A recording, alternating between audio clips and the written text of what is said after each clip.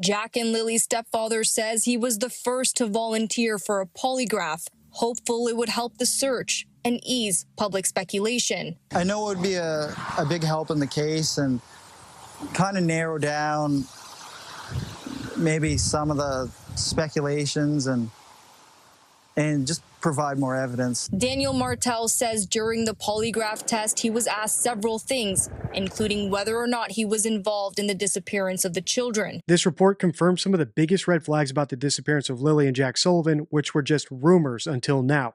So in today's video, let's watch it together and break them down. I'm Deception Detective, an attorney trained in statement analysis. This channel exposes lies and manipulation, so if that's your thing, hit subscribe. For exclusives and cool perks, join the channel, link in description. If you've been following my analysis of this case, you know I have mixed feelings about the RCMP's tactical silence. I understand why they do it, but I also understand reality.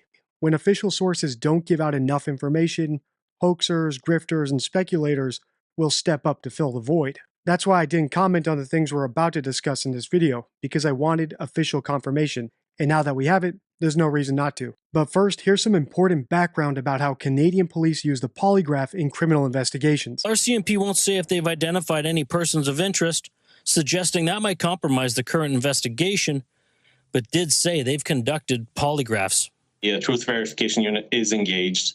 There's multiple facets to those investigations, and those experts are examining every question and answer that those individuals are providing.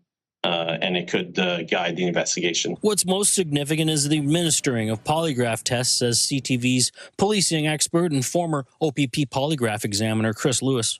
You don't do polygraph tests and waste that resource on people that just maybe saw something, heard something, or is a real remote suspect. That's not the way it works.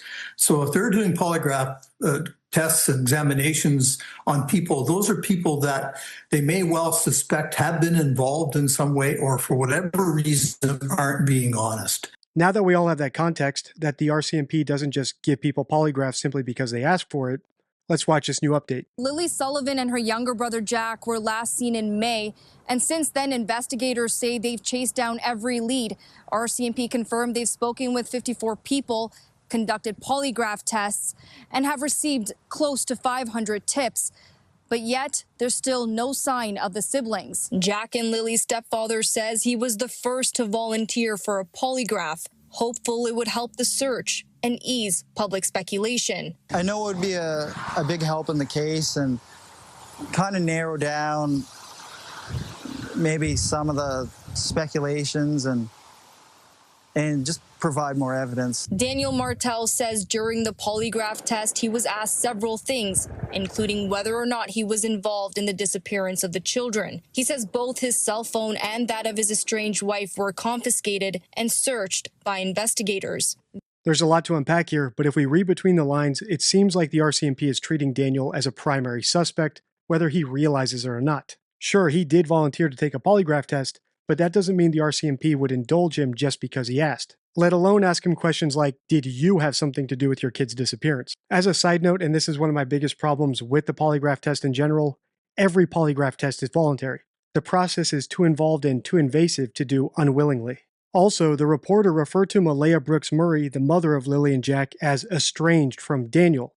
And if that's actually what Daniel said, it adds more weight to the rumor that's been circulating online that they're no longer in contact with each other. That said, we have seen this exact journalist misquote Daniel in the past about his polygraph results of all things. And she might actually be doing that again because as far as I know, Daniel and Malaya aren't married, but she referred to Malaya as his estranged wife. I'm actually going to insert that clip because it's such a good demonstration of how important close listening is, and then we'll continue listening to this report because they're about to confirm even bigger, more revealing rumors in this next part. The stepfather tells me that he's been cooperating with the police, including providing a polygraph test, which he did, and he says he passed. I do have results, and I don't know if I can share those results, but they were good in my favor, we'll say that. Daniel didn't say he passed his polygraph, so I'm not going to assume that he did. Did that reporter break the first rule of statement analysis, inferring something that wasn't actually said. He says both his cell phone and that of his estranged wife were confiscated and searched by investigators. This and weeks of interviews, there still hasn't been a major break in the case. And for their stepfather, the silence inside the once busy home is deafening. Going from a family of 7 to just me, I mean, I have nothing but time to just think. RCMP insists this is still very much an active investigation. They're reviewing surveillance footage and following digital evidence. But the emotional toll has already left its mark on Martel, including the loss of custody of his daughter, Meadow. I haven't even got to see my own kids, not even Meadow yet. But I'm still hopeful. I have supervised visits coming up that are granted by CPS. The children's stepfather says he's grateful to the investigators and to people who continue to share tips, even if none have yet led to finding Jack and Lily. Until then, over a month later, the family continues to remain hopeful that the children will return home safe. I'm sure that Deception Deck owners, longtime subscribers, and channel members caught the fact that Daniel said he can't even see his own kids, which is a bizarre thing to say. It makes me wonder if he has some other kids besides Meadow that we don't know about, and makes me wonder what he considers Lily and Jack and just how much distance there is between him and them, because they are what he was comparing his own kids to. I'm also sure everyone caught the fact that the authorities removed his custody of Meadow and kept her with her mom, which makes me wonder more about Daniel's background and whether some of the glimmers of his true character that I pointed out in my last video in this series are signs of something deeper and darker. But the main reason I paused here is because he confirmed for a fact that there were other adults on the property besides him and Malaya when Lily and Jack disappeared, which officially puts him in the pantheon of parents who I consider to be hoaxing about their missing kid, because I've never heard him accuse either of those adults once. If his story that he and Malaya were drifting in and out of sleep when the kids disappeared, how can he be so sure that neither of those adults are responsible? This is a mistake that we see all the time on the channel with parents who I consider to be hoaxers. For instance, the parents of Madeleine McCann never accused their other friends who were at the property at the time of doing anything to Madeleine. How could they know? John Benet Ramsey's parents never questioned each other. They didn't even question their son Burke, who was also in the house at the time and also supposedly sleeping. Jen Soto was somehow able to eliminate her boyfriend and all of her housemates as suspects when her daughter mysteriously vanished.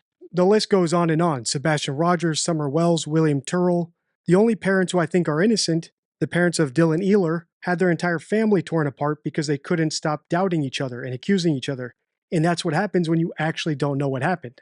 In other words, it's extremely telling that Malaya and Daniel are somehow able to eliminate each other as suspects when they couldn't possibly know that, as well as 2 other adults who were on the property. They display none of the curiosity that innocent parents have when their kid vanishes without a trace, and all the conclusiveness that hoaxers have when they're covering for each other and not trying to stir the hornet's nest by accusing other people who could reveal the skeletons in their closets. Like, comment, and share for more. Check the end card for my entire playlist. Until next time, stay true.